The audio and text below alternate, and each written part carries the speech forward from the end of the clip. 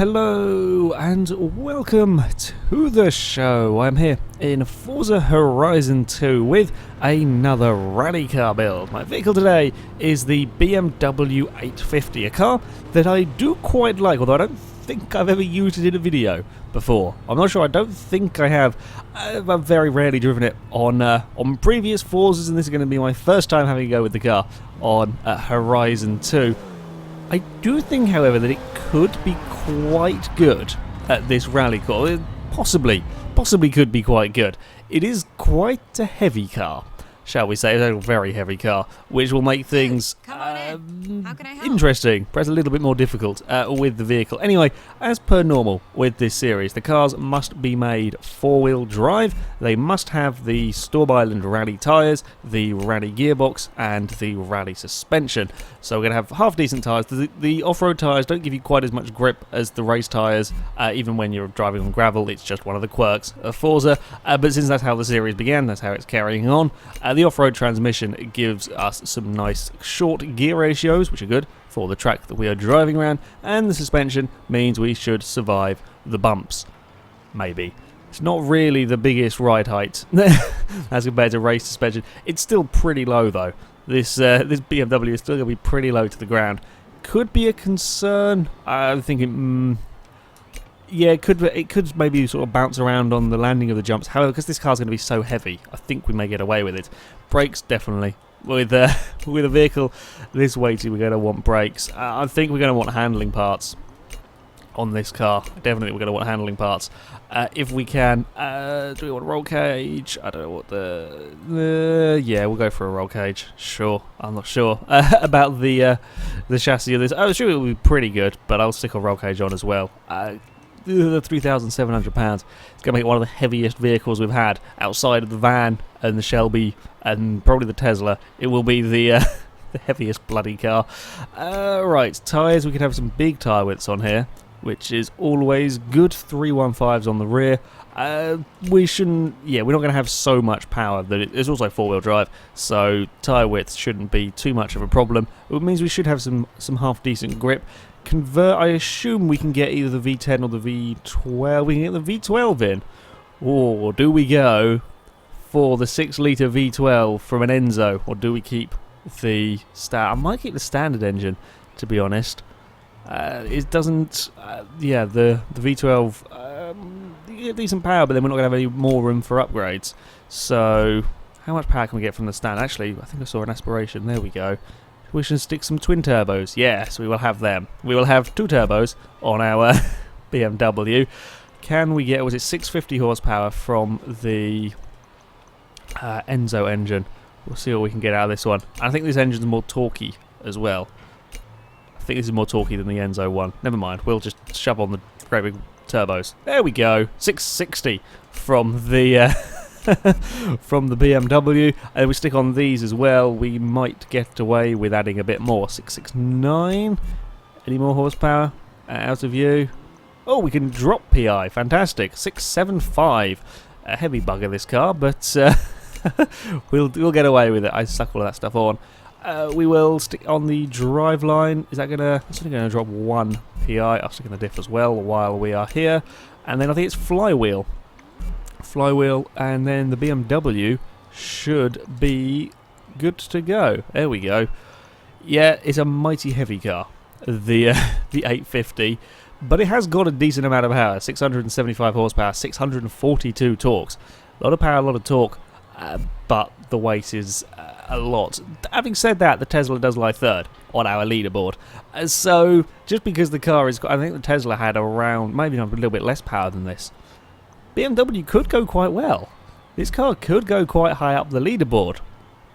Of course, it's all going to matter on how well the vehicle drives. I would expect this to be pretty good. We've got decent tyre widths on it, and with four-wheel drive, it's also not ludicrous power. I mean, you can get almost twice the power out of... well, not quite, but you can get 1,200 from the bloody Enzo engine, near enough. And, yeah, cars are still drivable, so I think this could be quite quick. I do. Anyway, we'll go to our Forest Brawl test circuit, where I have 5 laps to set as fast a time as possible. The target, the TVR that leads the way, is a 1 minute .178. I think it's going to be tough for the BMW to beat it's going to be tough for anything to beat the TVR. But I do think it will probably come, certainly in the top half of the table, provided it doesn't do anything silly with the jumps. There's always a concern with cars. I don't know how this thing is going to fly through the air. Hopefully not too badly. Brakes could also be a small concern, just thinking about it with this much weight. There's a lot of car to slow down for these corners. First few turns, and it's been pretty good actually. Is a tiny bit slidey. Oop, it's also quite wide. Remember how wide the BMW is. It is a big old car, this thing. It's a little bit slidey. The back end will let go when really pushed, it seems. Although a lot of cars will when you're driving on dirt, even with four-wheel drive. You know, they're going to slide about a little bit. Or just bouncing off a few walls here. It's okay. It's only the first lap. It deals with the bumps very well, though. I fear about the car being pinged around. I think it's just because it's so heavy that even if we do catch the bodywork, and I mean, it's got kind of sizable overhangs on the front and rear as well. Even if we are catching it on the floor, though, because there's so much weight into this car, it doesn't really get pinged around. Ooh, that's interesting. Always scary on them bloody jumps. We do fly a little bit nose down, but we didn't actually do too badly on that. Ooh, or lock the brakes into turn 1. It's not what you want to be doing. Crap. Yeah, brakes aren't quite as good as I would like, and this again a little bit. Missed the turn in for that corner. Was pretty poor. Oh, scraped them. Remember, the BMW is wide, god damn it. I will eventually. How do we fly off this? Well, that's quite good.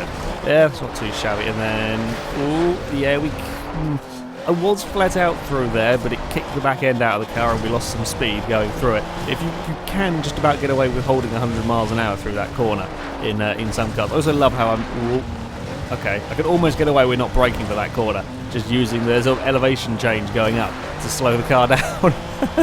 That's quite nifty, if I could get it right. Okay, we can't quite get away with that, and then we're going to fly across here. Don't twist. Twisting bad. If it lands sort of straight down, you're okay. You don't actually lose that much momentum, but if it starts twisting, that's when you have a big accident.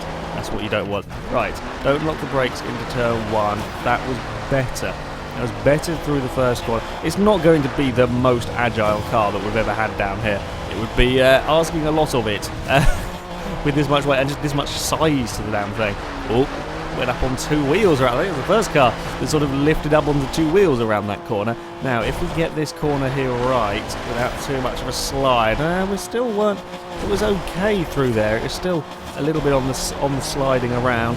Right, we aim for the gap down there somewhere, and then we will have to just have a dab on the brakes through this next corner. That's more like it. And then make sure we slow it down for this final one. We don't want to go out wide.